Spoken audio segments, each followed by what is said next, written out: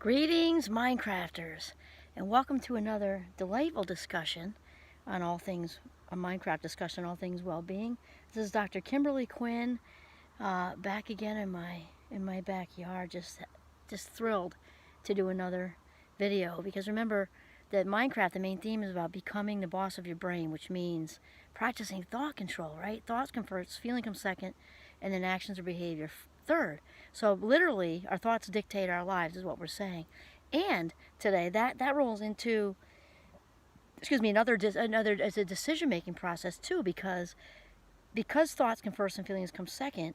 We also need to realize that part of the whole living deliberately lifestyle and purpose is understanding that we all make decisions. We make decisions all day long, some active and some passive. So it kind of comes down to, am I going to, just step up and make the choice, or is it going to be taken from me, made for me by the universe? Because that's how it goes. So today we are talking about, don't answer your phone.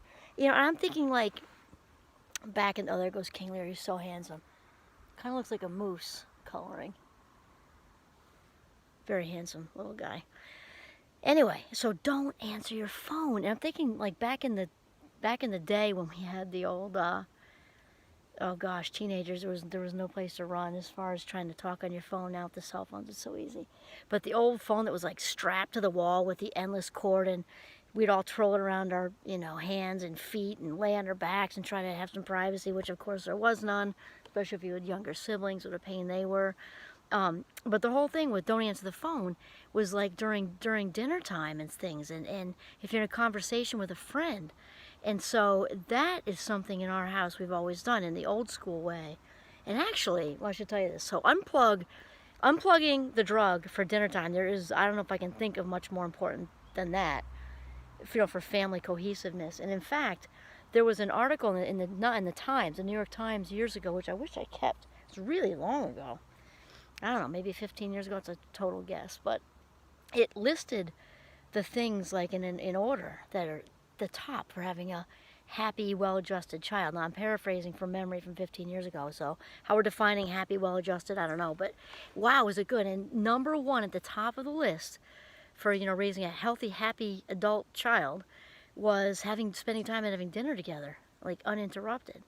And so back in the day, with the old rotary phones, you could swivel it around and stick a pencil in it. Or if you left it just off the hook, we used to call it, and so that if young adults are watching, they're like, what is she talking about? You could just like take it off the little hooky thing, but then it would make this horrible noise and drive everyone nuts. So if you spun the rotary thing around, I realize, yes, this is aging me, I'm 56. You put the pencil in, then it would and whoever tried to call would get a busy signal. So that was great for having dinner or if you're having a conversation with somebody. And also there used to be call waiting. We still have a landline because we live way out here. I don't know if we still have it or not, but I remember that the comedian Loretta LaRoche used to call it call rude, which is going to lead us right into the cell phone thing even. Because when you would, so for those of you who are younger and listening don't even know what that is, you're on the phone having a talk with someone important to you. Well, if it were somebody important to you, and you hear like this beep in the background, and then you say, wait, hold on, I gotta see who that is. And then it would just push the hang up thing, but it wouldn't hang up. It would go to whoever's on the other line. And so Loretta LaRoche used to call that call rude instead of call waiting. Why? Because here's what the message is, right? You're the person on the other end. And you're like, okay, I'll hold on. The person who's having you hold on, basically this is what she's saying, or he's saying, or they're saying. They're saying, okay, just stay right there. I'm going to check and see if this person could be more important than you. And if they are, you might have to hang on a little longer, or I might even forget about you all the way, and then you'll just hang up. But the whole idea of I'm going to check and see if this is somebody more important than you is amazing. And now you have the caller IDs and stuff. Back then it was just a wild guess. Think of that. Yeah, sure, I'll hang on while you check and see if it's a freaking telemarketer or the president. What? I mean, really? It is rude. It's obnoxious. So now, and not only that, it rips us out of the moment. So now this is past the old school phones into cell phone era, right? Which are just thieves of our life minutes. Thieves of our life minutes. Great for making videos, but thieves of our life minutes. And the irony here is I spend very little time on my phone, almost none. Basically, it's just to keep up with kids and who's coming home for dinner, and that's pretty much it. But think about it, don't answer the phone. If you are in a conversation with somebody and it's like a good conversation, just have that thing off and put away somewhere. And and the other thing, you see people at restaurants. I mean, I just feel for them. I just feel for them because I think all of you probably watching, or most of you watching, have seen this happen. That you could, and back when I was bartending up at J Peak, I saw it constantly. A mom and dad and their like preteen kids or younger, and there was one time, no joke, lightning strike me if I'm making this up, and they ordered steaks. It makes it worse. I don't know why it makes it worse. Maybe just the expense, bottle of wine.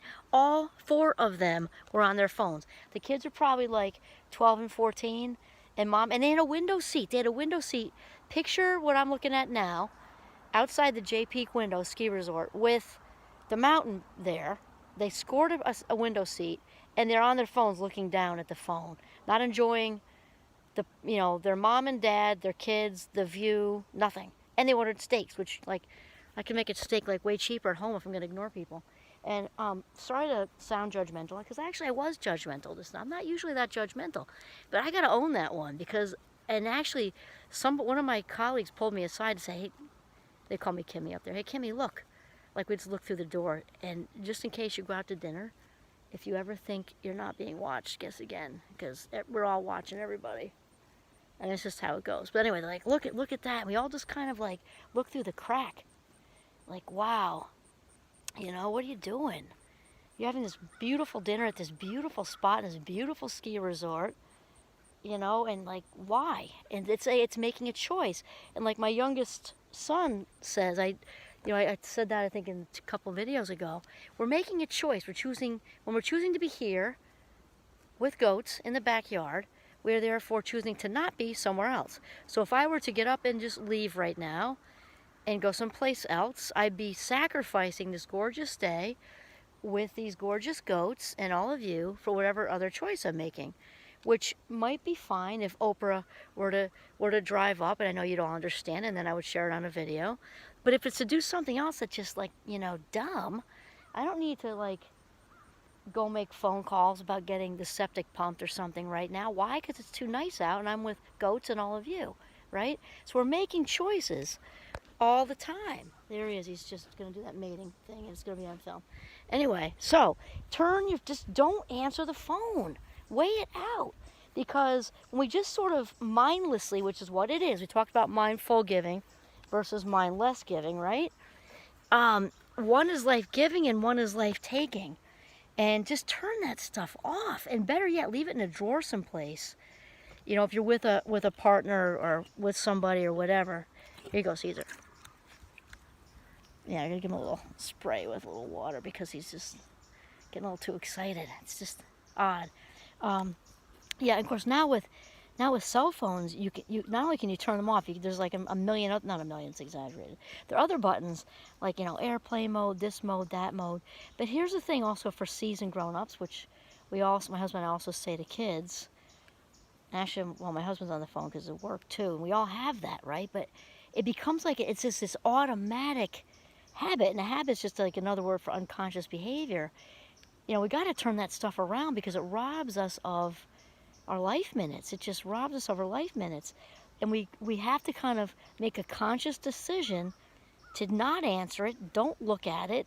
And if you've got, younger kids or even young adults, you want to role model that, or maybe you don't, but we definitely did because, especially teenagers are very quick to notice hypocrisy.